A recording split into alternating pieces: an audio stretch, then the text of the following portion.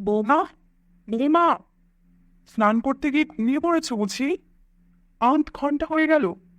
এতক্ষণে আমি ঘরের সমস্ত কাজ সেরে রান্না বান্না সব করে ফেলতাম, আর তুমি এখনো স্নানই করে চলেছ। যত সব। বলুন মা। এতক্ষণে মহারানী স্নান করে বেরোলো, তা কি রান্না হবে আজ? আপনি যা বলবেন।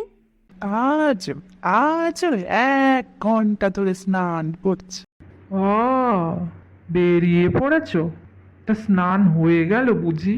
তা বেরিয়ে যখন পড়েছো, রান্নাঘরে গিয়ে রান্নাটা করে ফেলো দিনি মা।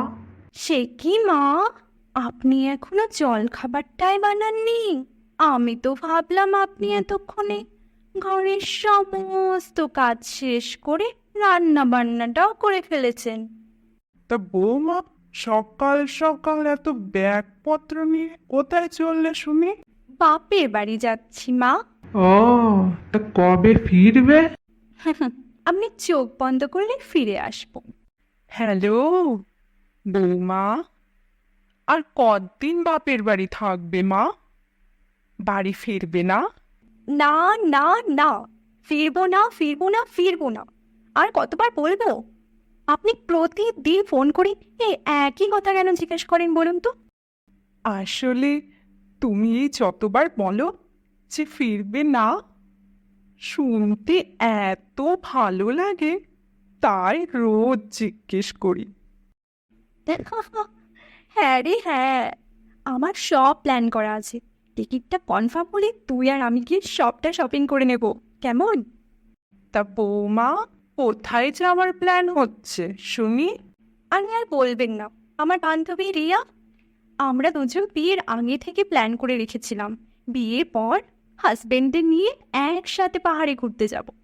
আপনার ছেলেকে তো বললাম টিকিটটা করতে। আচ্ছা মা, আপনিও চলুন না আমাদের সাথে, ভীষণ মজা হবে। কি ব্যাপার, আজ আবার এত মিষ্টি করে কথা বলছে? মতলবটা কি? আমায় বেড়াতে নিয়ে যাবে, তাও আবার পাহাড়ে? আচ্ছা, আমাকে নিয়ে গিয়ে যদি পাহাড়ের ওপর থেকে ধাক্কা দিয়ে ফেলে দেয়? না গো, না, না, না, না, না, না, আমি যাব না। কি হলো মা, কি ভাবছেন, যাবেন তো? না বাপু না, তুমি তো জানোই আমার কেমন পাহাড়ে উঠলে শ্বাসকষ্ট হয়। তোমরাই বরং ঘুরে এসো।